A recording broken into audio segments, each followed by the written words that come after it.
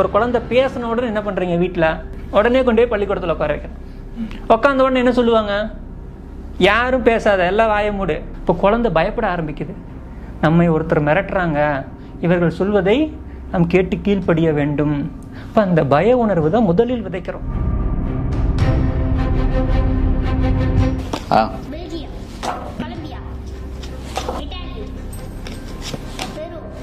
Okay sir, இப்போ படிச்சுட்டு இருக்கிற கல்வியெல்லாம் யாருமே பயன்படாதுன்னு சொல்ல வரீங்களா? 12 வருஷ காலம் அந்த பள்ளிக்கூடத்தில் உட்காந்துருக்கணும். அவனுக்கு விருப்பப்படுறானோ இல்லையோ, அவனுக்கு அறிவு வருதோ வரலையோ, 12 ஆண்டு காலம் பள்ளிக்கூடத்தில் தொலைச்சே தீரணும். எந்த அடிப்படையில் இந்த 12 வருஷத்தை கொண்டு வந்தீங்க? ஓகே, இப்போ உங்கள் எல்லாருக்கும் ஒரு டவுட் இருக்கும். அதாவது பார்த்தீங்கன்னா லைனாக தானே எடுத்துகிட்டு வரேன், வந்து தம்பி வந்து லைனாக வைங்க, நான் கரெக்டாக சொல்லிடுறேன் அப்படின்ற மாதிரி உங்கள் எல்லாத்துக்கும் சந்தேகம் இருக்கும். சீட்டு கட்டு கொடுக்குற மாதிரி கொடுக்குறேன். ஆனால் வள்ளல் பெருமானார் சாகா கல்வியை கற்றார்.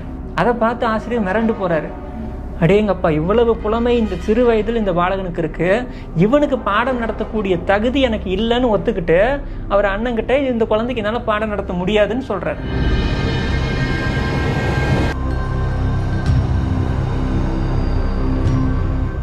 சரி, இப்போ வள்ளலார் பார்த்தீங்கன்னா நிறைய மருத்துவத்தை பற்றி பேசியிருக்காரு, கடவுள்களை பற்றி பேசியிருக்காரு.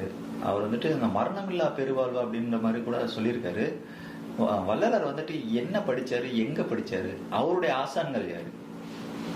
உலகியல்ல நாம படிக்கக்கூடிய படிப்பு எல்லாமே பார்த்தீங்கன்னா எந்த விதமான படிப்புகளை எல்லாம் படிச்சு முடிச்சிருந்தாலும் இதெல்லாம் சாகும் கல்வி.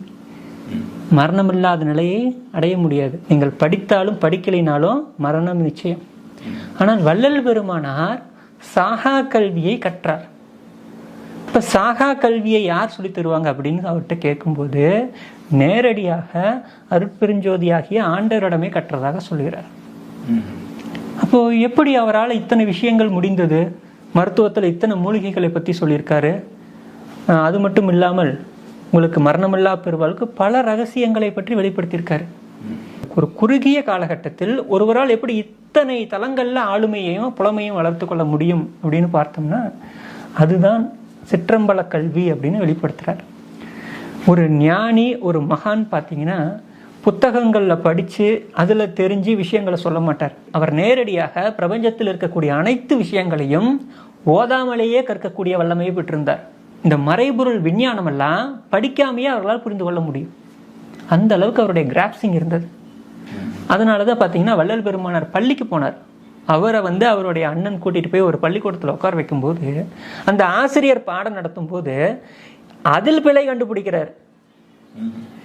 ஒரு குழந்தை ஸ்கூலுக்கு கொண்டு போய் விடுறோம், ஆசிரியர் பாடம் சொல்லித்தராரு, அந்த பாடல்ல பிழை இருக்குன்னு சொல்றாரு. இப்போ அந்த ஆசிரியர் சொல்றாரு பிழை இருக்கா, அப்ப நீ சரியா பாடு அப்படின்னு சொன்ன உடனே இவர் எல்லாத்தையும் வேண்டாம் வேண்டாம்னு சொன்னதெல்லாம் வேண்டும் வேண்டும் மாத்தி பாட்டு எழுதுறாரு. அதை பார்த்து ஆசிரியர் மிரண்டு போறாரு. அடேங்கப்பா, இவ்வளவு புலமை இந்த சிறு வயதில் இந்த பாலகனுக்கு இருக்கு, இவனுக்கு பாடம் நடத்தக்கூடிய தகுதி எனக்கு இல்லைன்னு ஒத்துக்கிட்டு அவர் அண்ணங்கிட்ட இந்த குழந்தைக்கு என்னால பாடம் நடத்த முடியாதுன்னு சொல்றாரு. இயல்பில் எல்லா குழந்தைகளுக்கும் என்ன இருக்கு? இந்த ஞானம் இருக்கிறது, இந்த அறிவு இருக்கிறது என்பதுதான் சத்தியம். எப்படின்னு கேட்டீங்கன்னா, ஒரு குழந்தை பிறக்குது. ஒரு பிறக்கின்ற குழந்தை எப்படி இருக்கும்?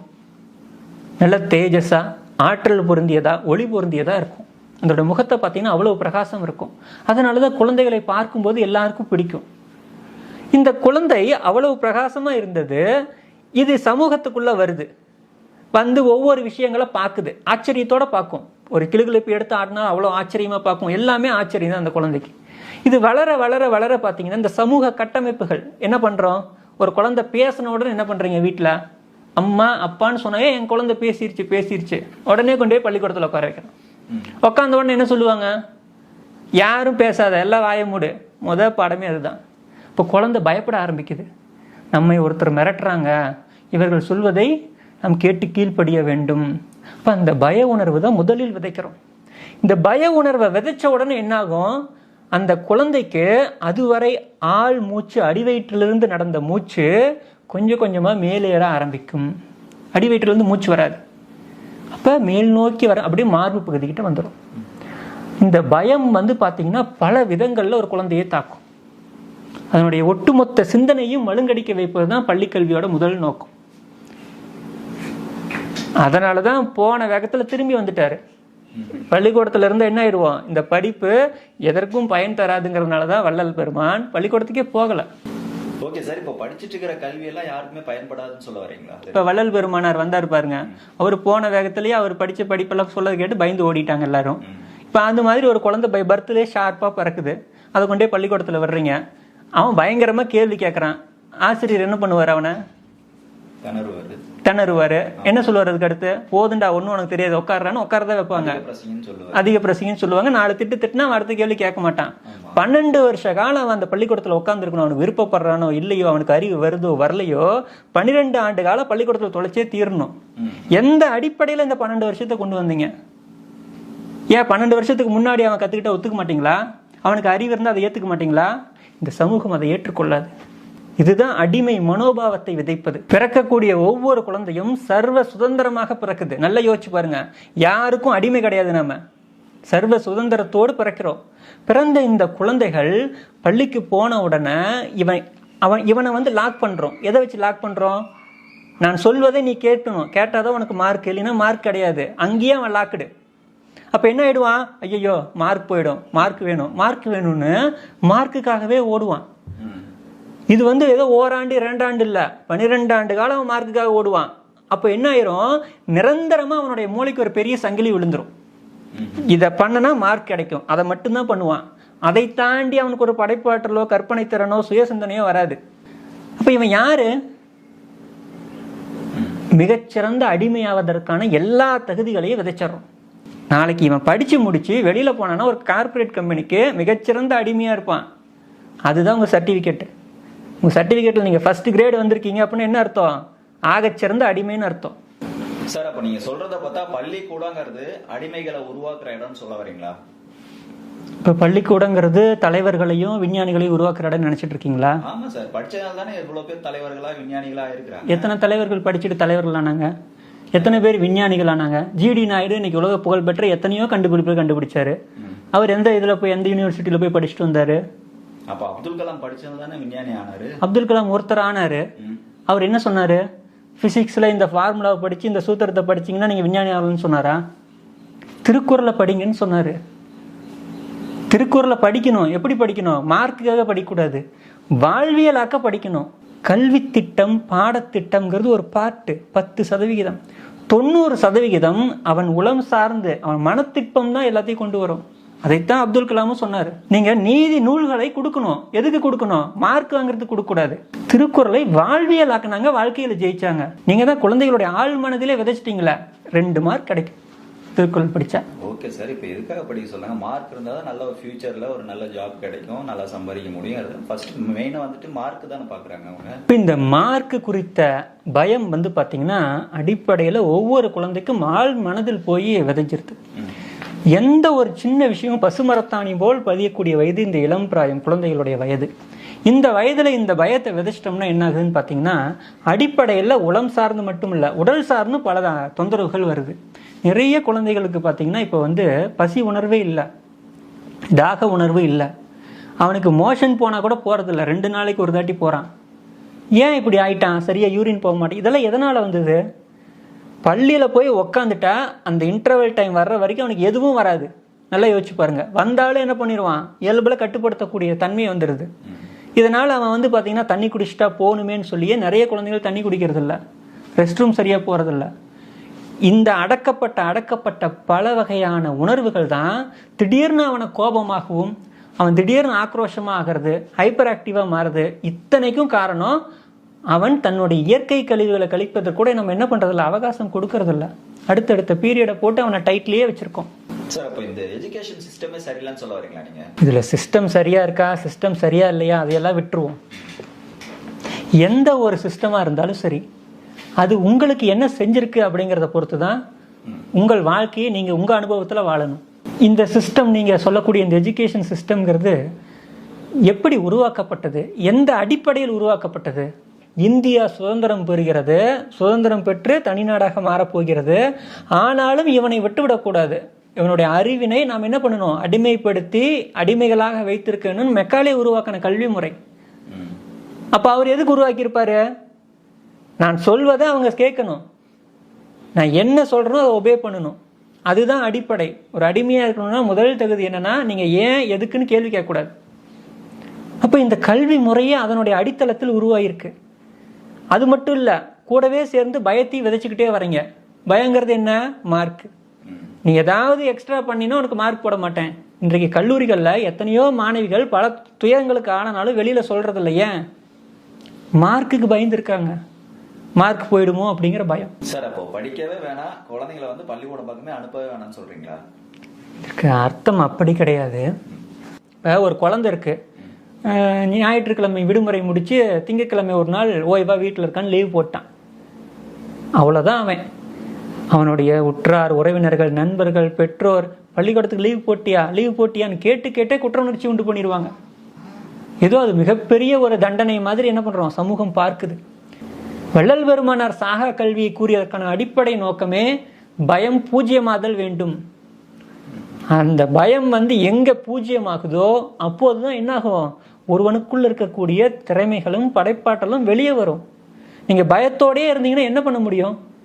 ஒரு விஞ்ஞானி ஒரு கண்டுபிடிப்பு நிகழ்த்துறாருன்னு வைங்க, பயந்துக்கிட்டே உட்காந்து கண்டுபிடிச்சிருவாரா?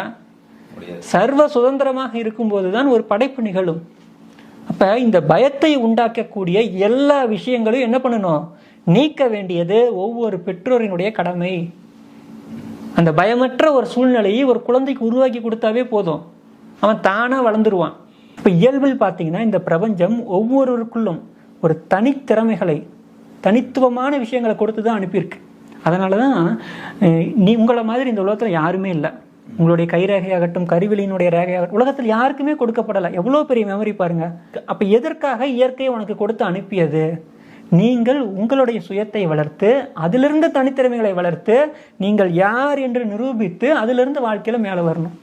இப்போ அதற்கான முயற்சிகள் எப்போ நடக்கும் அப்படின்னா, இப்போ நீங்கள் உங்களை ஏற்றுக்கொண்டு உங்கள் தனித்திறமைகளை வளர்த்து கொள்ளும் போது அது அடையாளப்படும்.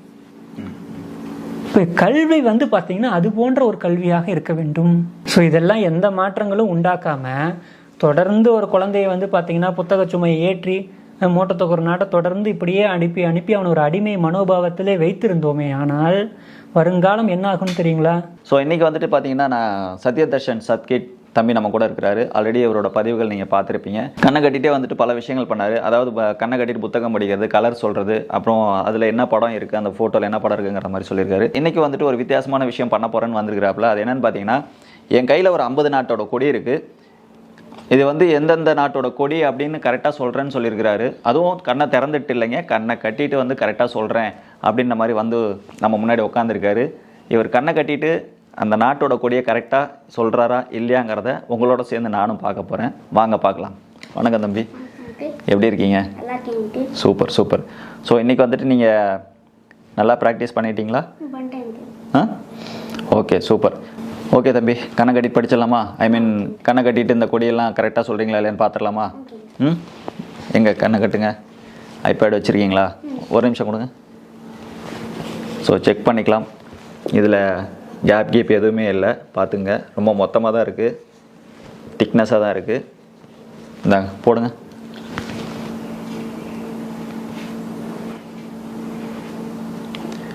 போலாமா? ரெடியா?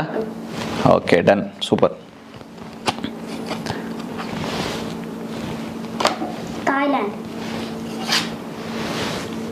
தாய்லாந்து கரெக்டாக சொல்லிட்டான். Next Brazil. Super super. UK super, correct. Next Netherlands. Super, Netherlands. Next New Zealand. Super தம்பி, சூப்பர், வேறு லெவல். ஓகே, இப்போ உங்கள் எல்லாருக்கும் ஒரு டவுட் இருக்கும். அதாவது பார்த்தீங்கன்னா லைனாக தானே எடுத்துகிட்டு வரேன், தம்பி லைனாக வைங்க, நான் கரெக்டாக சொல்லிடுறேன் அப்படின்ற மாதிரி உங்கள் எல்லாத்துக்கும் சந்தேகம் இருக்கும். ஏன்னா அது எனக்கும் வரக்கூடியது தான், எல்லாருக்கும் வரக்கூடியது தான். இப்போ உங்கள் முன்னாடியே சீட்டு கட்டு கொடுக்குற மாதிரி கொடுக்குறேன், பார்த்துக்குங்க. ஏன்னா தம்பிக்கு தெரியாது. ஓகே போலாமா? கனடா. சூப்பர் சூப்பர் தம்பி. Next Switzerland. சுவிட்சர்லாந்து. வேறு லெவல். இத்தனைக்கு கீழே எங்கேயும் கேப் இல்லை. தம்பி வந்துட்டு நீங்கள் நினைக்கலாம் தலையை தூக்குனா தெரியுமா அப்படின்ட்டு, தம்பி தலையெல்லாம் தூக்க கிடையாது, அப்படியே தான் இருக்குது. Next Argentina. Super super. Next Argentina. Nepal. Super super. Nepal. Next Norway. Super. Next Spain. Super. Next Maldives. Next south Africa. Super தம்பி. இப்போ நீ ஒவ்வொன்றா சொல்லிட்ட. இப்போ பாருங்க, பொறுமையாக கேட்கவும் தான் தம்பி எப்படி சொல்கிறான், இப்போ எப்படி சொல்கிறான்னு பார்ப்போம். கரெக்டாக சொல்கிறானா என்னன்னு பார்ப்போம். ஓகே தான் போலாமா? Belgium. Colombia. Italy. Peru. Super France. Super Sri Lanka. Super. Egypt. Denmark. Vietnam. Greece. China. Bhutan. Portugal. Germany. Uganda. Pakistan. Afghanistan. Super. India. Australia. South Korea. America. Spain. Super. Maldives. South Africa. Mexico. Norway. Nigeria. Morocco. Singapore. Russia. Indonesia. Myanmar. Thailand. Kenya. Japan. Argentina. Finland. Sweden. Vietnam. Brazil. UK. Netherlands. New Zealand. Canada. Switzerland. Nepal. Super super. வேற level தம்பி. எல்லாம் 50 கோடி வந்து கரெக்டாக இவ்வளோ memory வச்சிருக்கு, ரொம்ப பெரிய விஷயம் தான். சூப்பருங்க. தம்பி பார்த்தீங்கன்னா உங்கள் முன்னாடி தான் படித்தாப்புல, ஐ மீன் அந்த நாட்டோட கொடியை கரெக்டாக சொன்னாப்புல. எப்படி உன்னால் வந்துட்டு இத்தனை கொடியும் வந்து ஞாபகம் வச்சுக்க முடிஞ்சு? எந்த மாதிரி நான் ப்ராக்டிஸ் பண்ணாது?